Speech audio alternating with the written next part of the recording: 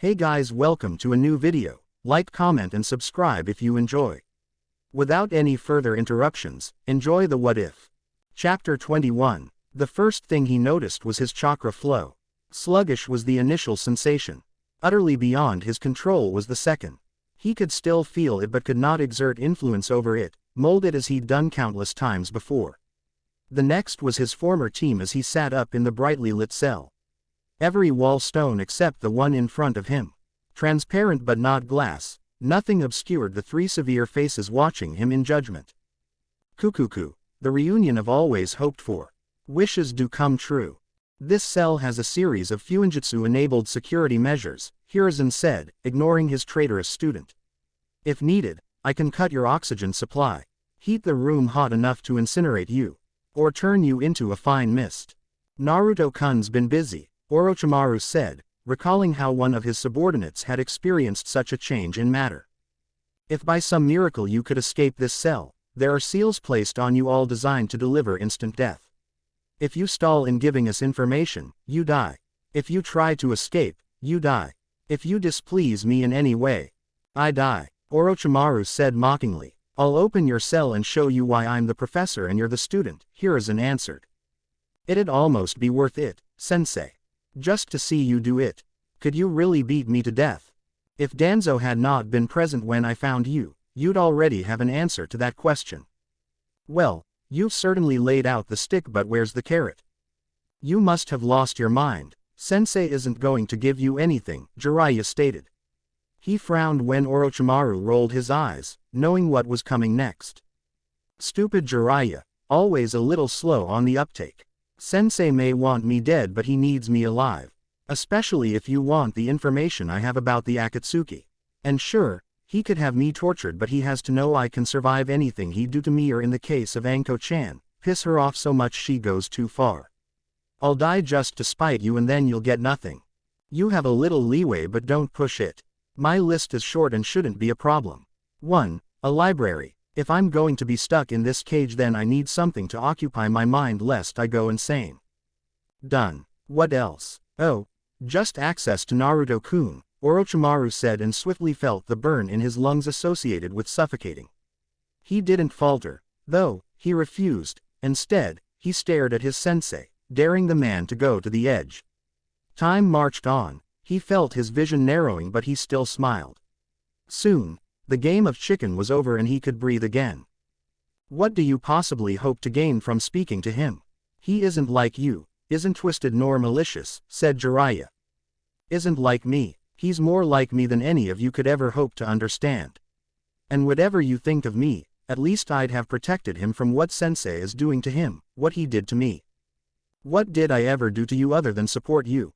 Support. Even now you don't get it. It wasn't enough you had someone that could kill the wolves. You needed me to see myself as a protector of sheep, one of you.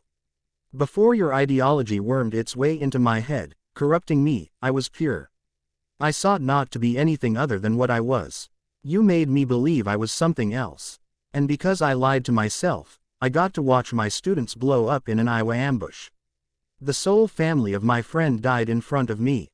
If I had remained pure, then not only would Naoki's death have not been my fault, I wouldn't have cared. You tainted me, and when the inevitable happened and I, from your perspective, turned into a monster, you laid it squarely at my feet. And you're doing the same to Naruto-kun. A gift maybe even purer than my own, greater than his father's, and you'll corrupt him too. Because it isn't enough for you that we be effective or powerful. It doesn't count unless we have the will of fire in our hearts. But he'll lose someone he can't afford to, and it'll break him. That void will be filled with a wrath you can't imagine. And it'll be your fault, sensei. Hiruzen simply looked at his fallen student, his emotions unreadable. He didn't know if this was Orochimaru trying to manipulate him, an ad hoc justification, or if he truly believed he'd been corrupted by a belief meant to give aid, comfort, and purpose. Hiruzen resigned himself with never knowing, and that triggered a pang of guilt. On some level, he never truly understood his student, and while that was no excuse, it was another failure. But he'd never let those words make him think differently about Naruto-kun. He knew his grandson and had no doubts about that. You're mad, Jiraiya said as Tsunade no longer looked angry but remorseful. She ranted and raved when Naoki died, blaming Orochimaru for not being there. She apologized, but the damage had, clearly, been done, and she vacated the village soon after, so could do nothing else. Tell me, Jiraiya, why isn't Minato alive? The Kyuubi killed him. Oh, I thought the Reaper Death Seal did that. Though, it isn't the only way to seal a Biju, not even the strongest. Theoretically, he could have chosen another sealing method and lived. He chose to die. Why do you think that is? Shut up. I don't care what value you have. If you badmouth Minato, I'll kill you. I'm not insulting Minato, the exact opposite really. He was gifted with a greater degree of self-awareness than I was at his age. He saw his wife about to die and knew he didn't just have to protect the village from the Kyuubi but from himself. He really thought it was safer to leave his only son an orphan, knowing there was someone after the Kyuubi he'd just sealed inside of Naruto-kun than a world where he existed but Kushina did not. You're wrong. Whatever Minato did, he thought it was for the best. He wouldn't have left Naruto alone if there had been another way, Jiraiya said in a raised voice, fist clenched and knuckles white. Sure. Are we done now? Come on, Jiraiya. This is what he wants. Don't engage, Tsunade said, patting him on the shoulder. He nodded and relaxed. No, you will not have access to Naruto-kun. That's a shame, as I'll only give my intel to him. How far do you think you can push me? Hiruzen asked. Your mistake is thinking that's the goal. Just because this upsets you doesn't mean I'm trying to be upsetting. I simply wish to converse with the young man that handily defeated me. I am the leader of a hidden village, which makes this quite the feat. If he doesn't have a million Ryo bingo book entry by month's end, I'd be disappointed, Kukuku. No, you will not be speaking with Naruto-kun, Hiruzen said. If his student was confident in his resistance to torture, then he would demonstrate it for as long as necessary. Any affection the aged Hokage held for his student died in the forest of death.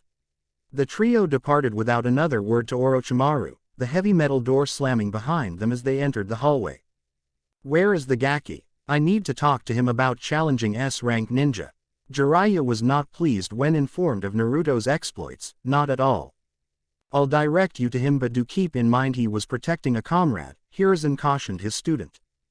Kakashi walked through the village, head buried in Jiraiya's latest manuscript. The copy ninja felt good. It had been so long he'd almost forgotten how it felt to be anything but hollow.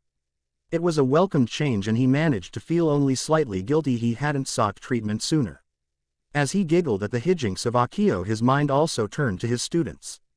All three had impressed him during the first and second part of the exams, and while he'd have been delighted for all three to make it to the finals, ultimately Kakashi couldn't complain. Sakura may have drawn with Kurenai's student, but Kakashi could tell she'd also learned a lot about herself up to that point. She fought really well against an opponent that should have overpowered her, and Kakashi was glad she was learning how to apply her intelligence in combat. In truth, Sakura was always the most challenging of his students. She wasn't going to be a natural in ninjutsu nor tracking, his specialties, due to her small reserves. Where she may have talent, due to her chakra control, would be the medical and illusionary arts, but one teammate was being trained by Tsunade and the other had the Sharingan. She deserved to shine outside of her teammates, but the Hitaki wasn't sure how he'd manage it. Next was Sasuke. Kakashi had been most impressed with the boy's emotional growth, his sessions seeming to pay dividends as well. Kakashi could see a reality where Sasuke would have gone with Naruto to face Orochimaru out of a confusing mixture of rivalry, jealousy, and loyalty. Instead, he heeded the advice of his teammate and got Sakura and himself to the tower. It was the kind of decision a Chunin would be expected to make, and Kakashi knew that choice would benefit the Uchiha during final assessment. Now, he just had to figure out how to keep his student alive against a nihilistic Jinchuriki. A part of Kakashi wanted to pull Sasuke from the fight. It wasn't mandatory, it wasn't a mission, and Kakashi had little information on Gaara's abilities outside of sand manipulation. That suggested he had some version of the magnet release, and if he were in any way proficient with it, Sasuke would be in for a tough fight. Then add on what effects the Biju could have on Gaara, and he may be walking his student into a death trap. But he knows Sasuke wouldn't back down, not before even trying. And if he'd known Naruto didn't just survive against Orochimaru, progress or no, Sasuke would refuse to yield to anyone in a show that he wasn't that far behind his teammate. Hey, Kakashi, Asuma called out, interrupting the copy ninja's thoughts. He was with his team, the lone kunoichi still sporting bandages on her shoulder, all standing outside a food stand. Team 10. Good morning, he greeted. You seem to be faring well, Ino-chan. I'll have to let Naruto-kun know. You know where he is. Is he okay? She asked, hopeful he'd have the answer. I do. He is. In fact, he'll be on special assignment for the month, so don't be too surprised if he's not around much. Oh, okay. Thanks for letting me know. Hinata and I were worried, Ino said. Kakashi almost scoffed. Ino may have been worried, but he was certain that Byakugan-wielding Honey Badger would have killed him if she'd had the skill to do so. He remembered those dead, lavender eyes when he refused her access to Naruto. He knew when someone was sizing him up, and she had. Of course, Kakashi replied and favored her with his eye smile. Well, I must be off. I wouldn't want to keep Sasuke waiting too long, he said as he walked away. And while he would eventually get to Sasuke, he had one stop to make before he could begin training the Uchiha. He faintly heard Ino mention she had to hurry as well. It was a short trip to the aviary, and as he predicted, two of the visiting Junin sensei were sending messenger pigeons to their respective villages. He wasn't as confident in allowing people to spread the information about Naruto being Minato sensei's son, but the only way to stop it would be for him to kill a lot of people. Kakashi didn't necessarily have a problem with that, but he was too smart to ignore it would be a declaration of war on Konoha's part. War equals bad, so the intel would spread across the nation. Good morning, all, he greeted, and while the blonde Kumo Kunoichi simply turned to him but remained indifferent. Baki, on the other hand, tensed. Good, Kakashi thought. Oh, he knew about Baki. Minato sensei said the man had the gall to hit on Kushina-sama right in front of him. It was only the desire to avoid an international incident that Minato sensei didn't disappear him. The man made Kakashi's Chidori hand itchy. Hataki-san, Baki said gruffly. I hope you are both enjoying your stay in our lovely village, Kakashi continued. It's cool, Sumui said. She seemed to be a well-endowed lady of a few words. Kakashi could appreciate that, twice a night and once in the morning if she were down. Such luxury makes a ninja soft, Baki answered, and Kakashi I smiled at him. The man was confident he was safe until the end of the Chunin exams, Kakashi reasoned. I don't know, Baki-san. Our forests are lush, yes, but you could get lost for days, if not, years in that sea of trees. And who can say what lurks there? Why, some sand rat could find himself off the beaten path and never be found again. The trio became silent, and Kakashi appreciated that Baki didn't ask if he were threatening him, as he clearly was. Unfortunately, he was here in an official capacity, so he couldn't screw with the Suna Junin for too long. Now, you two know some information that you shouldn't and are no doubt sending back to your villages. Hokage-sama has decided to allow it. But, and this is especially salient for you Sumui-san, should either party ever act on said information in a deleterious manner, Hokage-sama wanted to let you know he won't be nice like he was with Kushina, nor demonstrate the understanding he showed with Hinata. Kakashi didn't wait for their reactions, didn't really care. He delivered his message and departed with a shunshin. You're late, was his greeting when he arrived at the team training grounds. He waved off Sakura's outburst. He was only a little late. What excuse is it this time, Kakashi? Sasuke asked. I got distracted by two impossibly round cantaloupes. Ino composed herself as she walked into the training area with numerous Hyuga members gathered. Hiyashi, Hinata and the rest of Team 8 were in the center of the room, and by all appearances they hadn't started yet. She slid to the side as to be out of the way, but saw that Hinata knew she was there. The Yamanaka hadn't known why Hinata wanted her there, even if she could guess, but she hadn't predicted a family gathering. Today, Hiyashi spoke with authority. We acknowledge my eldest daughter and clan heiress for making it to the final round of her first Chunin exams. There was some polite clapping, but it was short-lived. The only way to do it truly is for me to also acknowledge I was wrong. I pushed you hard when you were younger because I believed it to be the one, true way. I faltered and lost hope when you didn't respond. When you told me you wanted to be a Hyuga your way, I only thought you were simply avoiding tradition. Hiyashi walked toward his daughter and put his hands on her shoulders. I was wrong. I am glad I was wrong, but sorry I needed you to prove me so. He let go and began addressing the room once more. Hers is but one future path for the Hyuga, the first change of many I suspect. I request you all to aid her, push her, and be open as she is only at the beginning of a very long journey but one that will benefit the clan if we let it. For the duration of the month her Junin-sensei, Kurenai Yuhi-san, will be her primary trainer.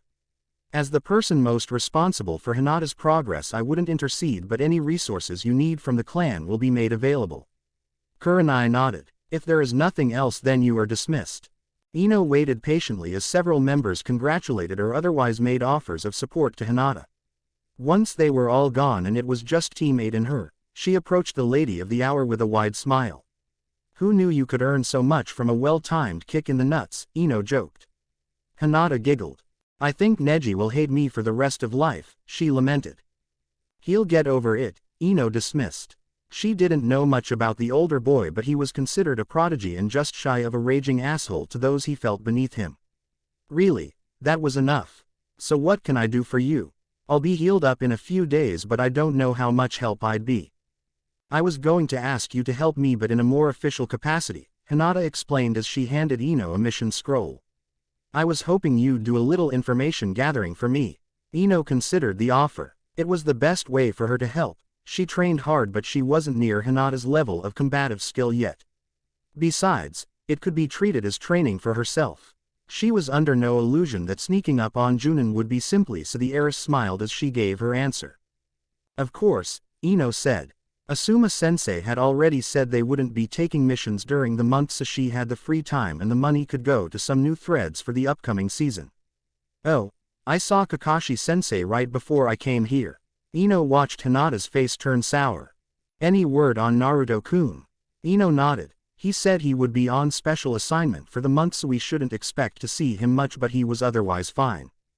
That's good. Besides, I know Naruto-kun will get in contact with us as soon as he can. Oi, Hinata, we're burning daylight, Kiba yelled. Hinata got a mischievous glint in her eyes as she turned to her teammate. I didn't realize you were in a rush to lose to another girl so soon, Kiba-kun, she said. He sputtered excuses about it being a tie but Shino argued tying when you were expected to win was basically a loss. Ino laughed at their dynamic as it was much more lively than what she had with Shika and Choji. Karen couldn't overcome the feeling of strangeness that swelled within her. It started when she arose from her death that wasn't, it continued with the really nice hospital staff that attended to her as she regained full mobility. The oddities continued when an aged woman, one claiming to be an advisor to the Hokage, explained what had occurred, that she was free from Kusa and could reside in Konoha safely. Without shame, Karen broke down in front of the stranger. It wasn't what a good kunoichi would do but she was never really trained to be a kunoichi at all. She was just a thing to be passed around, kept alive long enough to eventually be bred before dying like her mother.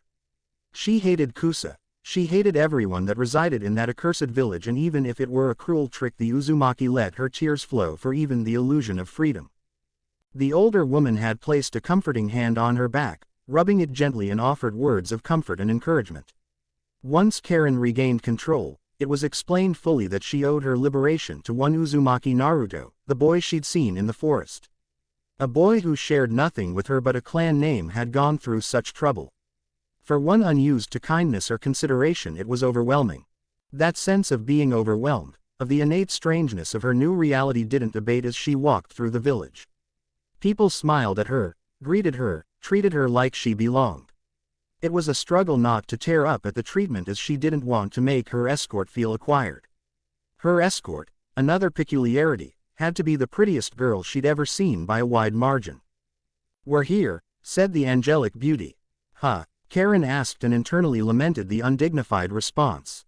This is where you'll be staying, at least until you can arrange your own lodgings. Karen took a good look at the apartment tower, clearly newly built or renovated.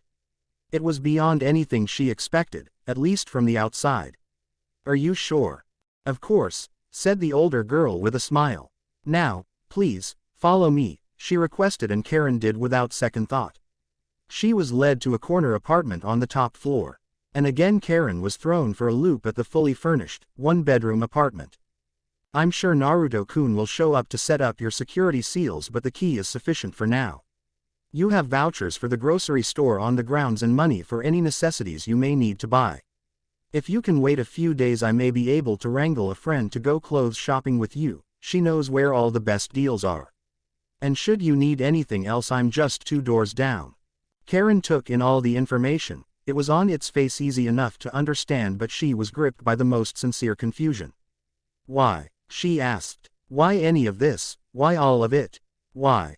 "You'll have to ask Naruto-kun, as while he is very straightforward, he is not the easiest person to understand, but no, he expects nothing in return." "No ninja is that kind," Karen rebuffed. She didn't mean to sound ungrateful, but this simply wasn't how the world worked. "Several months ago I would have agreed.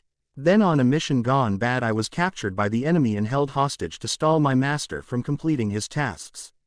The same person that captured me went on to become my best friend and gave me a chance to live here for no other reason than I was his friend." "You mean you weren't born here?" "No, I was not. I do not know what you have endured and will not pry, but believe me when I say that you can trust in this." Karen nodded and flopped onto her couch. It was blue and comfy in hers. The older girl let herself out, knowing it took time to adjust to such disparate treatment. Yugao Azuki, known to comrades and victims alike as Anbu Neko, was having a great day. Hayate was having the rare good morning and actually felt well enough he made her breakfast. Then, once she reported for duty, she got to train with Naruto-kun by introducing him to some of the basic routines Anbu recruits are subjected to. He did well, she thought, though wouldn't deny a measure of bias. She even convinced Red demanded he keep the Kusanagi and started him on beginner katas to wield a Jien. Her unit seemed to warm up to him, too. Boar showed him some tips to improve his fire jutsu and walked him through the nature change exercises. Bear sparred with him for a bit and gave him pointers on how to better transfer his natural strength into his blows without sacrificing speed. Even Tenzo took him to the side to train him in something secret. It was great, and while she didn't think the commander's harebrained scheme would work, it wouldn't be due to lack of effort on her part. And the best part, he agreed to call her Yugaone when she was off duty. Oh, she was going to enjoy rubbing that in Kakashi's face. So, as she escorted the two loyal Sannin to Naruto's temporary room, she didn't think anything could undercut her mood. That belief should have been a warning that something was amiss, but in her excitement in connecting with what should have been her little brother and relief in paying Kushina-sama's time and effort forward, Yugao was overly optimistic. It all came to a halt when she opened the door. Initially, she didn't believe what she was seeing. It just didn't translate. That's how unbelievable the vision was. Jiraiya's wolf whistle brought her back to reality. One Naruto sitting on his bed writing something down. That was fine. What was not fine were the 3 clones standing around the shirtless Anbu agent. In her sudden onset of bloodlust, she couldn't even remember the agent's codename, Antelope. Gazelle. Dead bitch. That was the one. With lightning speed her hand was on the hilt of her sword. "What are you doing, agent?" she asked and watched as her fellow Anbu paled. "Good. Fear makes the kill more satisfying, more real. Completing Hitaki-sensei's training. I think I figured out the hidden lesson, too," Naruto said, as if that explained anything. Then Neko remembered the garment she confiscated because her idiot former captain gave a 12-year-old a bra. She was going to kill him next. Nearing a complete surrender to her bloodlust, she didn't pay much attention to the real Naruto walking over to Tsunade and handing her his notes. The Sannin read over it quickly. Though she wasn't any more accepting of what she was seeing, it was written in her contract she was only allowed to assault Root Anbu in fits of rage. She wanted to admonish her student. She didn't teach him the medical arts to scam on chicks, but quickly realized he wouldn't know what scamming on chicks meant. Besides, despite herself, he was onto something with this preliminary report. Damn genius pervert. Look, Naruto, I'll let you run with this under Shizune's supervision, but no more half-dressed Anbu in your room. Tsunade took a beat as she looked into those unnaturally blue eyes and remembered who she was speaking to. And no fully undressed Anbu in your room either. Got it? Yes, sensei, Naruto answered. And you, scurry along. Tsunade barked at the agent. True, she looked to be only 16, but that was old enough to know better. Said agent grabbed her shirt and hastily retreated, but heard the threat Neko hissed at her as she passed. With the harlot gone and the clones dispelled, Yugao thought the trouble had passed, but Jiraiya stomping into the room suggested otherwise. Without warning, he picked Naruto up and slammed his fist on top of his head. "What the hell were you thinking going after Orochimaru alone?" Naruto didn't answer verbally but wasn't going to take an, to his perspective, unprovoked assault without response. As fast as he could, he launched at Jiraiya. The Sannin stood firm, thinking the boy was trying to tackle him, but he was wrong. Using the surface sticking technique, Naruto scaled the Sannin, ending up on Jiraiya's back. Naruto wasted no time applying a choke to his godfather and squeezing as hard as he could. Yugao went to stop the scuffle, but Tsunade stopped her and shook her head. The Anbu was confused, but Tsunade said, "They need this and the idiot won't go overboard." Yugao wasn't completely convinced but did not intercede. Jiraiya hadn't responded to the choke but could acknowledge his godson had some good squeeze applied and a fair bit of natural strength. Still, he wasn't anywhere near Jiraiya's physical strength, and the Toad Sage peeled Naruto off him with minimal effort. He slammed him on his bed hard enough to undo the sheets, which Jiraiya used to wrap Naruto in, and swung him around his head several times before, once again, slamming the Uzumaki on his bed. Maybe it was overconfidence or underestimation, but Jiraiya never expected the immediate response to his juvenile attack. He certainly wasn't prepared for the dynamic entry Naruto performed near flawlessly. Jiraiya dropped to the floor, Naruto following him as the dizziness overcame him. The only response the Sannin could muster was to his teammate. "Nade. He kicked me in the dick." Tsunade ignored him and picked Naruto up. They had work to do. Chapter 22. Hokage-sama, a voice called and broke Hiruzen from his paperwork. His finely honed mind picking out details that didn't seem to fit the situation. His longtime assistant was nervous, clutching a package to her chest that she was likely there to give to him. The package itself couldn't have been distressing, she wouldn't hold it so close to her, which led her to believe it was his reaction that concerned her. He couldn't blame the poor woman, he'd been snappish for days and looking for a fight that never came. "Tamano, please come in," he welcomed her with a friendly tone. "What can I do for you?" "A package arrived late last night from the Raikage. We submitted it to all security checks and it came back clear," she explained. "Okay," he said. Tamano allowed her graying locks to cover her eyes as if she were bracing for impact. "It's a new bingo book, Hokage-sama." "Oh," Hiruzen thought. The new editions were to be released today. If I sent one specifically to him, it meant he had an entry he thought Hiruzen wouldn't like. It was a tradition started by the second Mizukage. Sometimes it was a veiled threat, others a sign of recognition, but there was always a motive behind it. "Just leave the package with me, it'll be fine," Hiruzen assured her. The woman did as instructed and departed a little faster than the aged Hokage felt necessary. He'd been surly, but he wasn't some fire-breathing dragon. Opening the package, Hiruzen snatched a falling item before it could hit his desk. Unfolding the piece of paper, the Hokage realized it was a letter from his Kumo counterpart. "Hey old monkey, thought you could hide Minato's boy from me, eh? You had a good, little run, but that's over now. Tell him to get faster. I haven't had a rival in speed for over a decade and I will judge if he's fit to replace his father. Don't worry, it won't be at the finals. I'm sure you'd love for me to have an accident on my way to your village. Who knows, maybe the overbearing tree will become too limiting and he'll want to know what it's like when the sky's the limit. Besides, I hear he may have a taste for a flavor of kunoichi only found in Kumo. Only time will tell." Hiruzen fought the urge to scramble a platoon of Anbu, his desire to remind that most accidents happen at home not befitting his position. Finally getting to the latest bingo book, Hiruzen thumbed to the section marked with a yellow tab. He opened it and read his grandson's entry as he lamented his failure to well and truly keep him hidden before he was ready. Name: Uzumaki Naruto. Age: 12. Alias: Konoha's Kuroi Gustopeppa.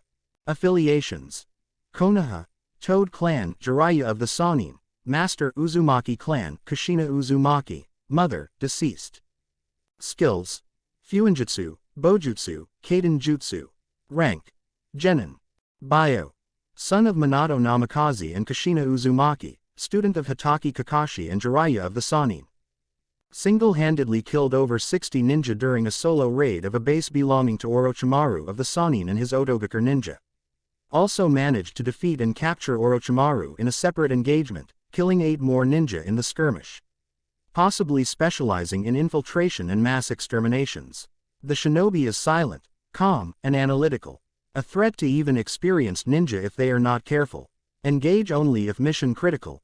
Junin or Chunin teams. Genin, Flee. Bounty. 1 Ryo. Despite the seriousness of the situation, Hiruzen chuckled at the alias. The yellow ghost pepper would have sent Kushina over the moon. He could see the animated woman bragging to Bawako and him about it, and then the pair having to spend the next hour talking her out of going to kill I. It brought a pain to his chest, thinking about his wife and Kushina. On what they were deprived of who'd been deprived of them. It hurt, and while he had plenty of work to do and needed to inform Naruto's teachers about this, Hiruzen took a moment, as not even Hokage were free from grief. You seem in a good mood, Tsunade-sama, Shizune observed as she took a seat across from her mentor. You say that like it's a rarity, Shizu-chan, Tsunade responded, but never took her eyes off her work. The two were in her temporary office, Dragon having made some space for her as a concession for stealing her student. When Shizune didn't respond, Tsunade took it as confirmation that was her exact position. She couldn't deny the truth of it, so didn't take offense. Well, it's nice to cut again. It's nice to be doing medicine again, and if I can figure out my part of this stasis solution, we'll have a dramatic impact on in-mission fatalities. Shizune smiled and nodded. What are you leaning toward? Foam. Some kind of cryo-foam, but knowing where I want to go doesn't necessarily get me there any faster. I'll figure it out, eventually, she said. She was the queen of elixirs, so it would be a blow to her pride to be stalled. How about your little project? Tsunade asked, though her tone was anything but encouraging. Really now, Tsunade-sama, Shizune admonished, this is as valid a topic for medical treatment as anything else. I know, sorry. Really, how are things coming along? Tsunade asked more sincerely. Good. We have years of data and can say with a high degree of confidence that kunoichi experience a higher percentage of lower back injuries, the rate only increasing as activity diminishes. Because the diminished use of chakra no longer buttresses the lower back muscles. Tsunade asked. She had to admit, she was a little embarrassed. She had never considered the problem. She'd heard of civilian women complaining of lower back pains, and they all assumed she suffered the same, but they were wrong. Subconsciously, she and all other kunoichi had a way to avoid those pains, but it also left the muscles tense and easily strained in comparison to shinobi. Her main problem was its strained credulity that her other student came to this insight because that idiot Kakashi gave him a bra. She knew his mind didn't work like other people's and could accept it, but even that had its limits.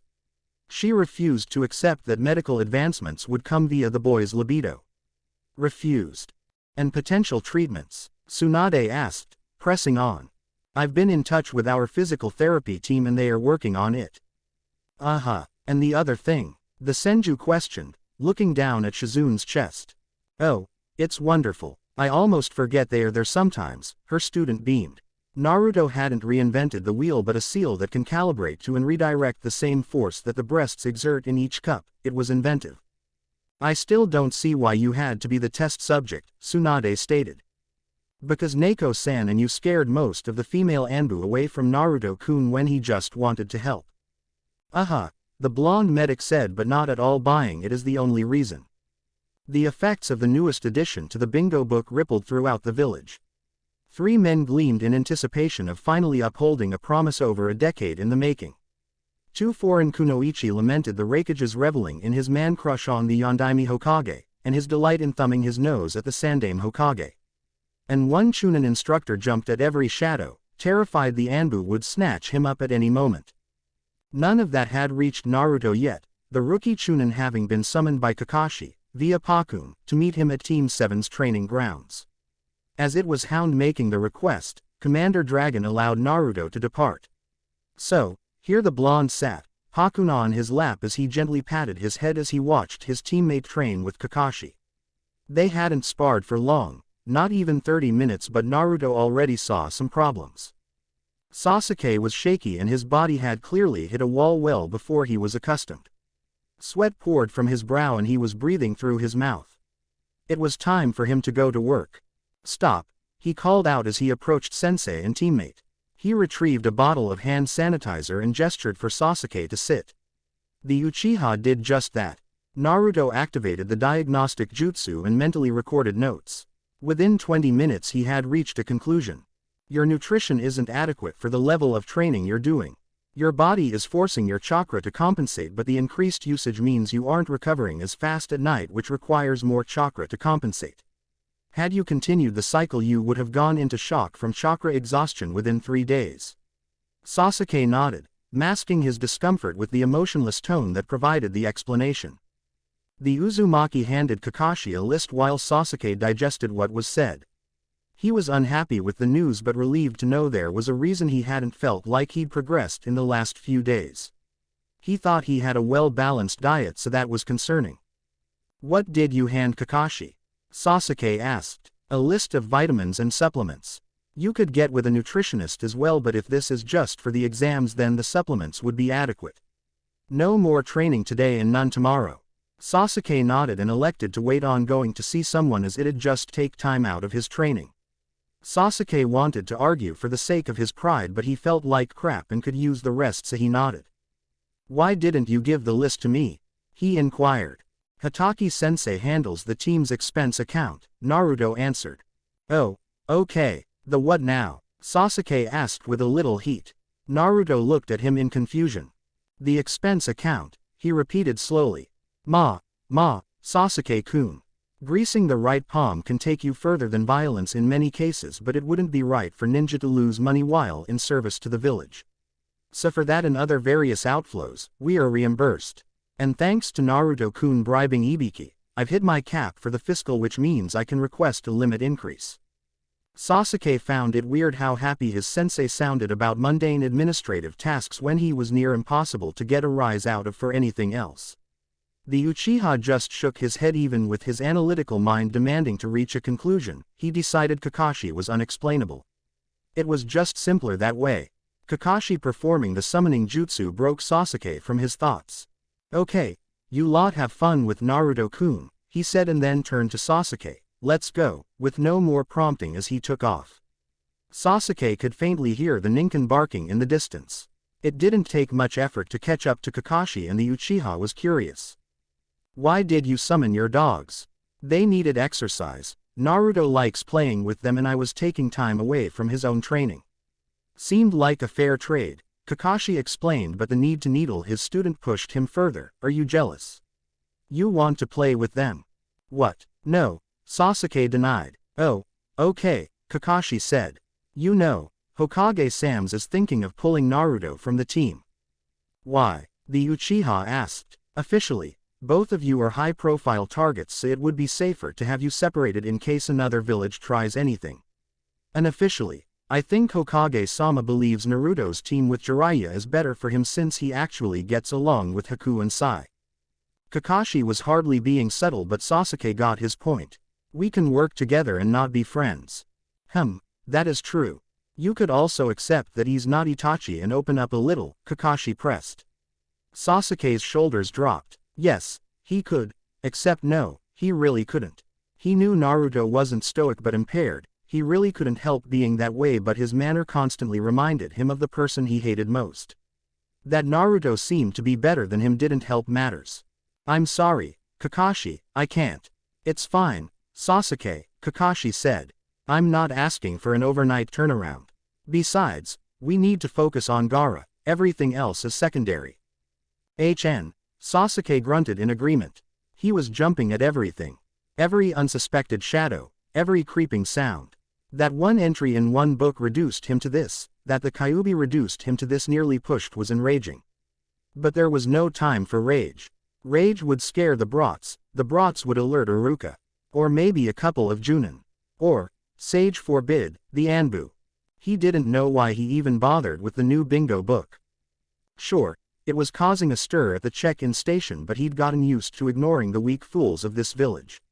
But today was different. He engaged and learned. In black print, submitted by Kumo, therefore cleared by the Raikage himself. Uzumaki Naruto, the demon in human form, looked back at him. Those dead eyes judged him just like the little bastard did in real life.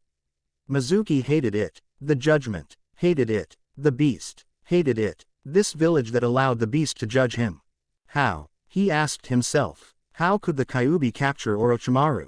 And how long before the man gave him up? Mizuki didn't know but couldn't wait to find out. He needed to escape, to put as many miles between him and the land of fire as he could. His life as he knew it was over, he had no doubt. And while he was filled with panic, even fear could override his true nature. Mizuki was a man gripped by resentments, large and small. He resented never becoming more than a Chunin instructor. He resented the Hokage's lack of trust in him. He resented having to rely on Orochimaru to get stronger and gain some recognition. A nuke nin only free because of the Sandaime. In that resentment a foul idea was taking seed. His life was over. His life. What few friends, what paltry relationships he allowed himself would end. He'd be on the run for the remainder, ducking cutthroats until his last days. It was to be a miserable existence, he knew, but he couldn't picture giving up. A terrible life was better than no life by Mizuki's estimation, but it didn't mean he couldn't get a little satisfaction. All right, everyone, head out for target practice, Iruka ordered. The children put away their things and rushed to the door. Mizuki watched as his chance for a taste of revenge was one of the last out. Luckily, Iruka had run off to catch up with the others. Hey, Konohamaru, wait, he said in his friendly voice. Yes, Mizuki-sensei, he asked, turning to the man standing at the back of the empty classroom. Iruka asked me to pull you back. Since you've doing so well, I'm going to teach you how to throw a Fuma Shuriken, it's my specialty. Really? He asked, excitedly. Mizuki smirked, it'd be too easy. Yes, really. Thing is, the Fuma Shuriken is large and powerful, so we'll have to go somewhere else to practice.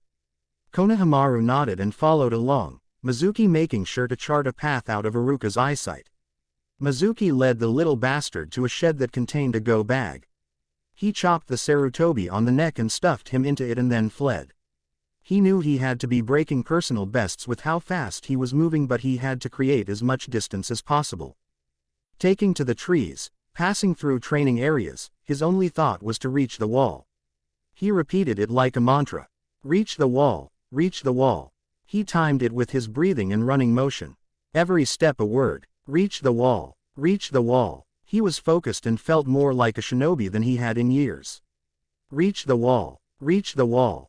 In all his focus, in the pleasure of possibly getting revenge, the fear of getting caught, Mizuki stopped thinking about his hostage. One he hadn't restrained, just knocked out. A little boy, afraid yes, but not unschooled in the ways of the ninja. A boy who took his surrogate brother's words to heart, so when Naruto told the young Sarutobi to always have a cutting instrument on him, he complied. The fabric of the travel bag was no match for Kono's dagger. Mizuki heard the rip, but even as it broke him from his internal chant, it still took him a few beats to realize what happened. Just long enough for Konohamaru to engage the emergency protocols. Firstly, one of his Fuin beads was a flash bang and the boy tossed it toward his sensei before running off.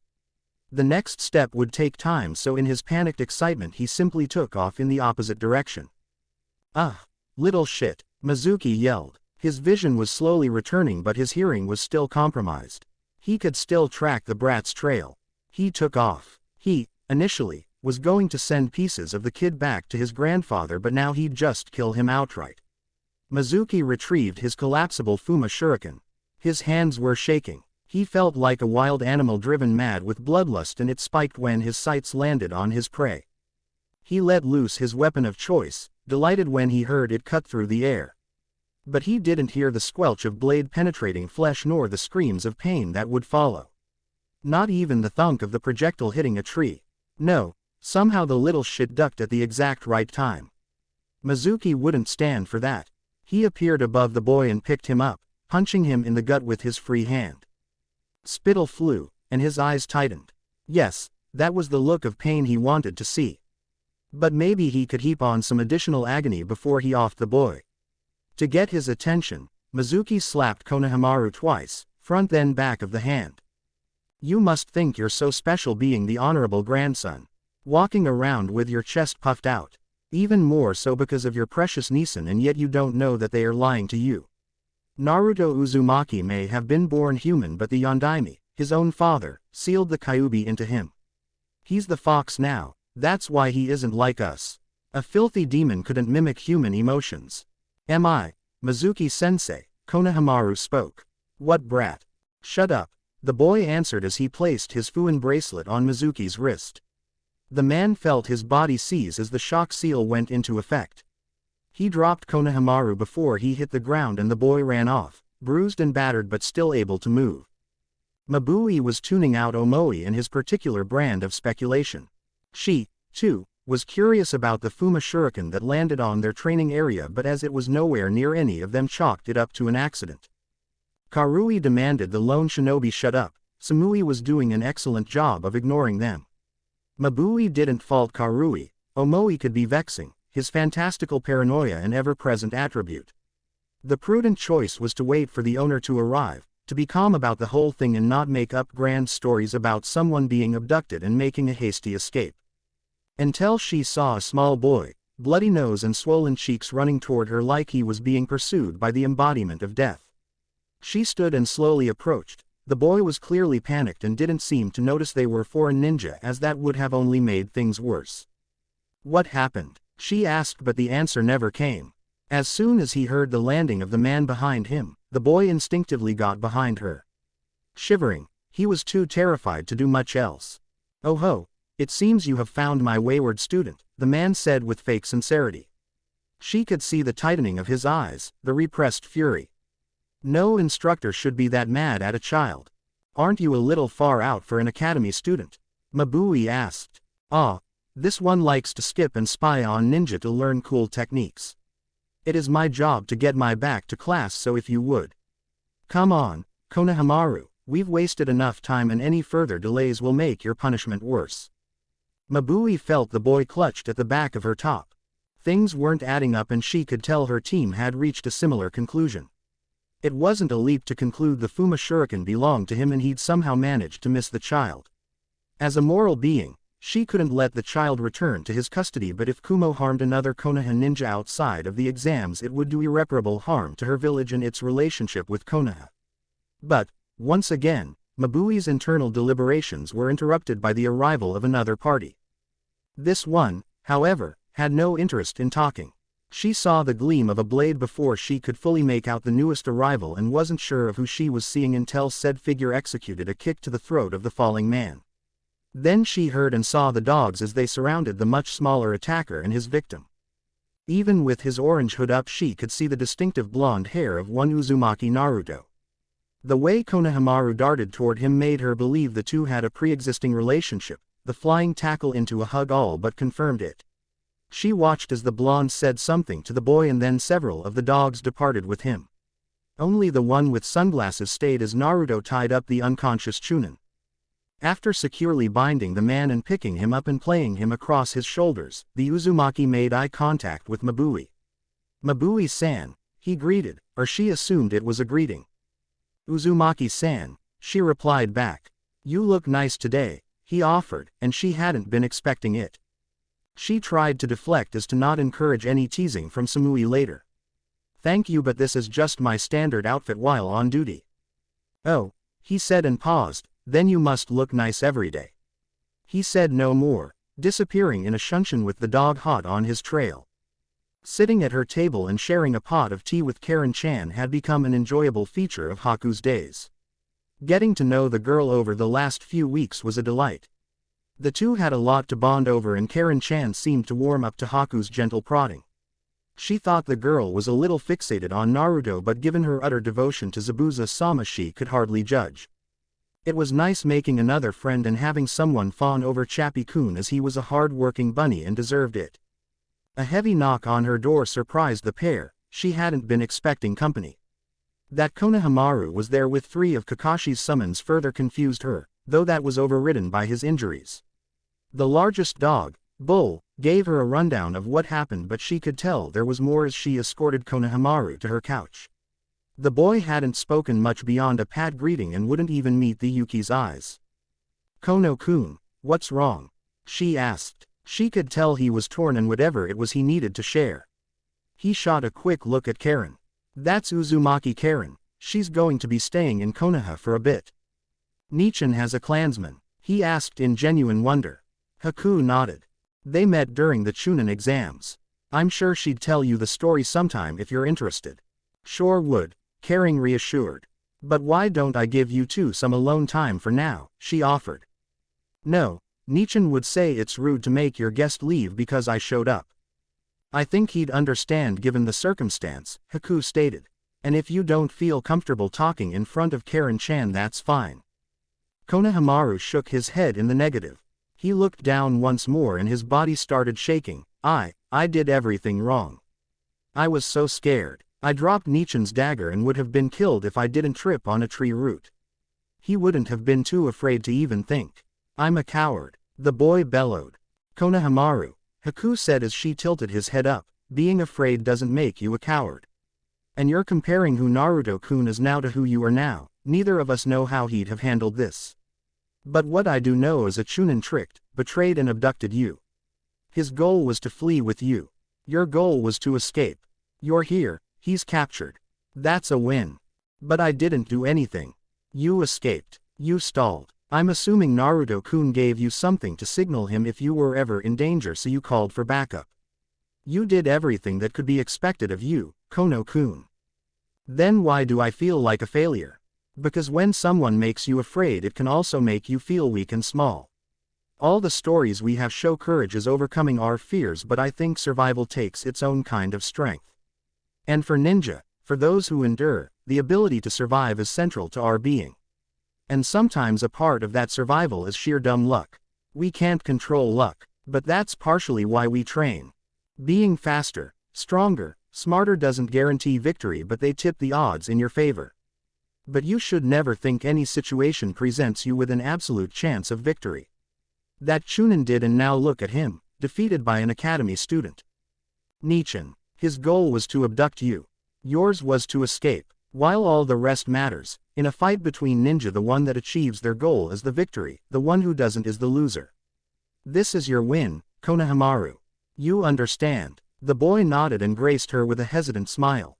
She left to get her first aid kit, but upon her return she saw the boy sleeping, Chappie-kun faithfully keeping watch. Thank you for watching. If you enjoyed the video, be sure to like, comment and subscribe, as well as checking out the author on fanfiction.net.